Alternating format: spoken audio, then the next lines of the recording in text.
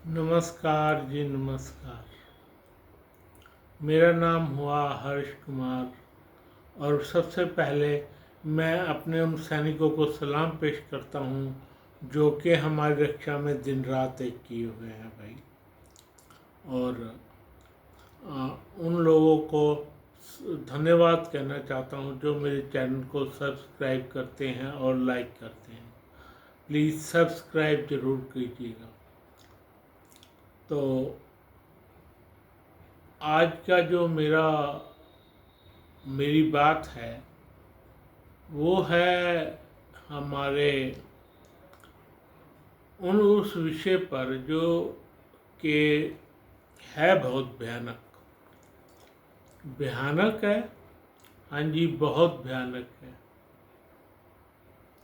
भाई। मैं आज बात करने जा रहा हूँ उन लोगों पर जो एक दूसरे को गोलियां मार देते हैं भाई, छोटी छोटी बात पर। और ख़ासकर इसमें से कुछ लोग तो ऐसे हैं हैवान हैं जो कि लड़कियों को किसी बात पर आया, बैठा है अपनी दुकान पे, उसको मार दिया। कुछ भी गुस्सा ऐसा करते हैं कि रह रब का नाम। तो ऐसे लोगों पर मेरा आज का वो लोग है। सबसे पहली बात और पहला वो लोग जो है उस बंदे पर है जो कि हमारे देश में लगातार गोलियां चलाता रहा है भाई, जिसने सिद्धू मूसेवाले को भी मार दिया। भगवान जाने क्या काम था। वो तो अंदर है, कहते हैं वो तो अंदर है, अंदर से ही चालू करता है। लेकिन वो चालू कैसे कर सकता है भाई? अंदर से अपना अपना जो है, क्या कहेंगे इसको, कैसे वो चालू कर सकता है? अंदर से अपने दिल की बातें कैसे शेयर कर सकता है? मतलब इसमें पुलिस मिली हुई है, पुलिस मिली हुई है। हाँ जी, बहुत दावे से मैं ये कह रहा हूँ कि हमारी पुलिस ही खराब है भाई। अगर ये बात सत्य है ये बात, तो हमारी पुलिस बहुत खराब है। ये लोग अपनी अपनी देखते हैं, उन शरीफ बंदों की नहीं देखते जो कि बड़े आराम से रहना चाहते हैं भाई। दूसरे नंबर पर वो लोग आते हैं जो गुस्सा करते हैं और दूसरों पर गोलियां बरसा देते हैं भाई, दूसरों पर गोलियां बरसा देते हैं या चाकू मार देते हैं। किसी को भी छोटी सी बात होगी, किससे मान लो क्या 200 रुपये लेने होंगे उस बंदे ने, और उसने चाकू चला दिया, उसने किसी ने गोली चला दी। क्या दिल्ली में ऐसे हजारों केस है ऐसे भाई, हजारों केस है ऐसे दिल्ली में अंदर। और कोलकाता जो मोटे मोटे एरिया है ना, जैसे मुंबई हो गया, ये क्या क्या पूना हो गया, और ये क्या क्या दिल्ली हो गया, कोलकाता हो गया। इसमें कुछ स्लम एरिया ऐसे हैं जहाँ पर इस तरह की घटनाएं बहुत देखने को मिलती हैं भाई। तो इनका इलाज क्या है? इनका क्या इलाज बाकी है कि ऐसा कर दिया जाए कि घबराएं? भाई, सबसे पहला इलाज तो हमारी पुलिस को सख्त होना पड़ेगा, बहुत सख्त होना पड़ेगा हमारी पुलिस को। पुलिस के अंदर ईमानदार बंदे भी चाहिए होंगे, पुलिस के अंदर ईमानदार बंदे चाहिए होंगे। जो ईमानदारी से काम करे भाई। और आज इस तरह के तो गुंडा तत्व ज़्यादा हैं पुलिस में भी, जो कि अपनी सैलरी नहीं, बाहर की सैलरी पर गुजारा करते हैं भाई। वो कहीं से बाहर से पैसा मिल जाता है उनको, वो लोग दे देते हैं जो कि खराब लोग हैं, वो पैसा देते हैं पुलिस को। पूरे पुलिस डिपार्टमेंट इनकी छत्र छाया में पलता है भाई। पूरा का पूरा पुलिस डिपार्टमेंट इनकी छत्र छाया में पलता है। बहुत कम पुलिस वाले ऐसे बचे हैं जो अपनी सैलरी पर गुजारा करते हैं, नहीं तो इसी सैलरी पर ही चलते हैं। अगर ईमानदारी से काम होना, इन पुलिस वालों पर वो लगे, इस तरह की पुलिस वालों पर NSA लगे, तो हर पुलिस वाले के पास, और जो ऊपर के हैं वो तो बहुत ज़्यादा हैं भाई, जो ये जो हैं क्या कहते हैं इनको, पुलिस के जो इंस्पेक्टर होते हैं इससे ऊपर भी हैं, और उनका एरिया समझ में नहीं आता। DSP से नीचे रैंक के तो अलग कमाते हैं, ऊपर तक पैसा पहुंचता है। कितने ऊपर तक पहुंचता होगा ये पैसा? मान लो कोई एक छोटी सी घटना है, एक सब इंस्पेक्टर को कह दिया जाता है इतने पैसे इकट्ठे करके लाओ भाई, इतने पैसे इकट्ठे करके लाओ, तो कितना पैसा वो लोग इकट्ठा करते हैं और वो ऊपर तक पड़ता है।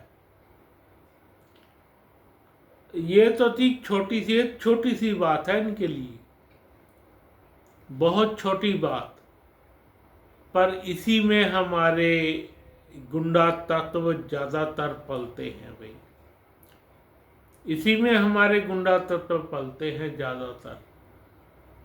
तो इसका क्या इलाज है? सबसे पहले इसका इलाज तो मुझे एक ही नज़र आता है। क्या नज़र आता है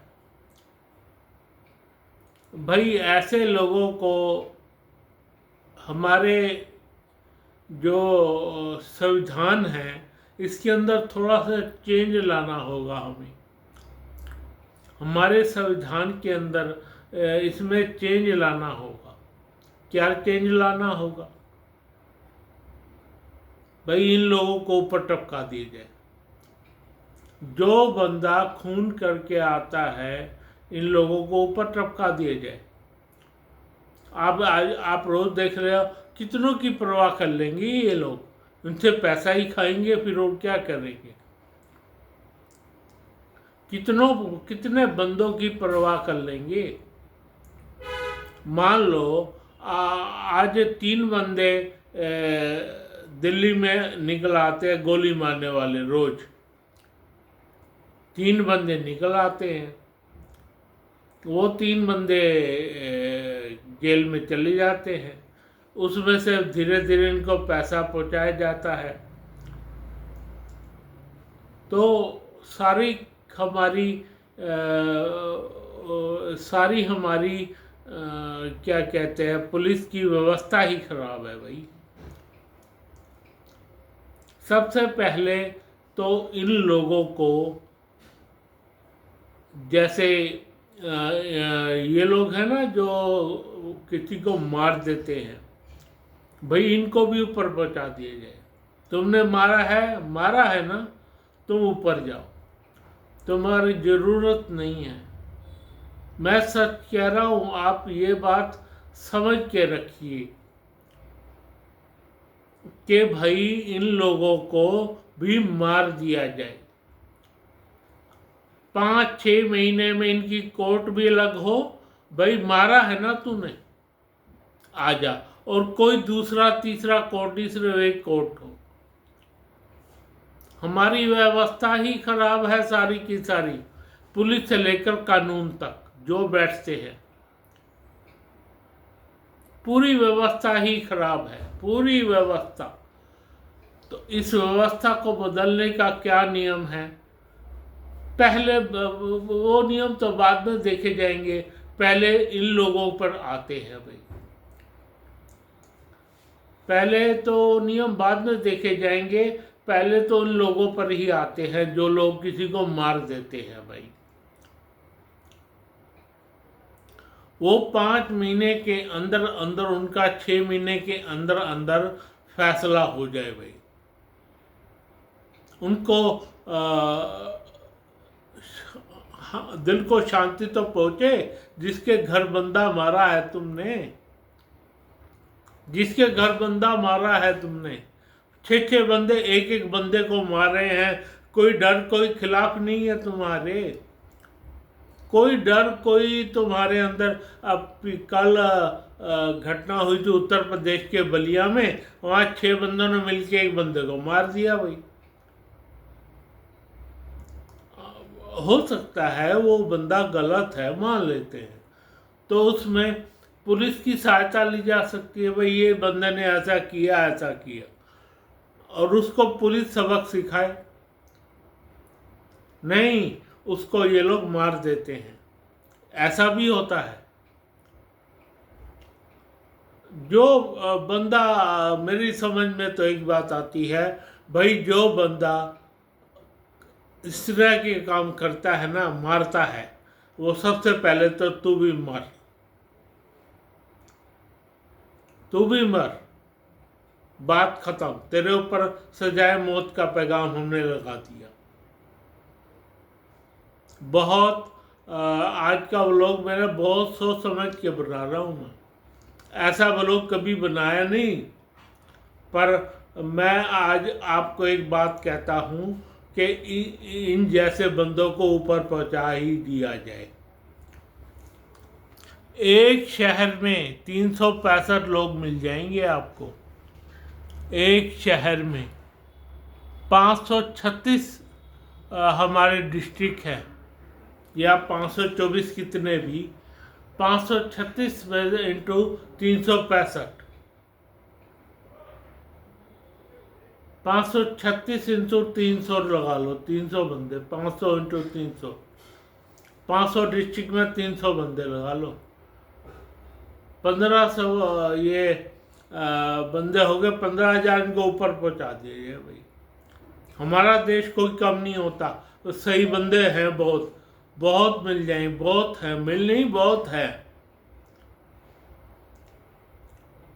बहुत हैं बढ़िया बंदे हमारे देश में। हमें जरूरत ही नहीं है ऐसे लोगों की भाई। चलो मान लो मारा, किसी को मार दिया, उसके तुम बाथरूम करने जाओ पुलिस वाला जाए, टॉयलेट करने जाओ पुलिस वाला जाए, वो अंदर तुम्हारे बड़े बड़े वो बने हुए हैं, क्या कहते हैं, बड़े बड़े ये कारागार बने हुए हैं, इन कारागार में भी यही हाल है।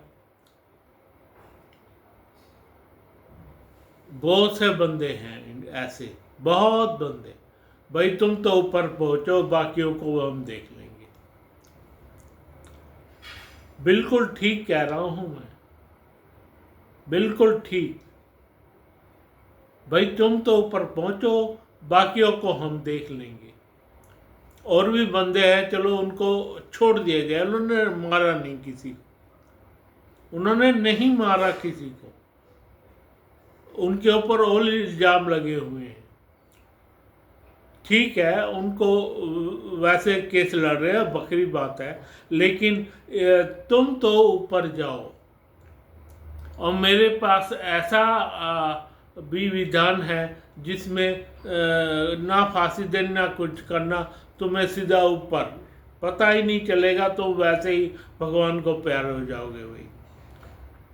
भगवान ही तुम्हारा फैसला करेंगे, हम भगवान के पास भेज देंगे। हाँ जी, हम भगवान के पास भेज देंगे तुम्हें और वही फैसला करे तुम्हारा करना क्या है। 6 महीने में या 1 साल में तुम्हारा फैसला हो जाए भाई। और तुम्हारे ऊपर कोई ऐसा नहीं, आज सुप्रीम कोर्ट है, कल हाई कोर्ट है, परसों सेशन कोर्ट है, ना ना ना, एक कोर्ट एक कोर्ट लगेगी तुम पे, एक ही कोर्ट। उसने जो फैसला कर दिया कर दिया। और फैसला क्या, तुम पे एक बात अभी से जैसे तुम मारते हो किसी बंदे को, तुम पे ऑटोमेटिकली ये इल्ज़ाम लाएगा इसको ऊपर पहुंचाना है भाई। अब तुम बताओ तुम्हें ऊपर क्यों ना पहुंचाया जाए, उसके केस तुम लड़ो। क्यों मारा तुमने उस बंदे को, ऐसी क्या बात हो गई थी। कोई एक आधा आदमी ही हम छोड़ सकते हैं, नहीं तो सारे के सारे बंदे ऊपर जाओ, कोई मतलब ही नहीं तुम्हारा।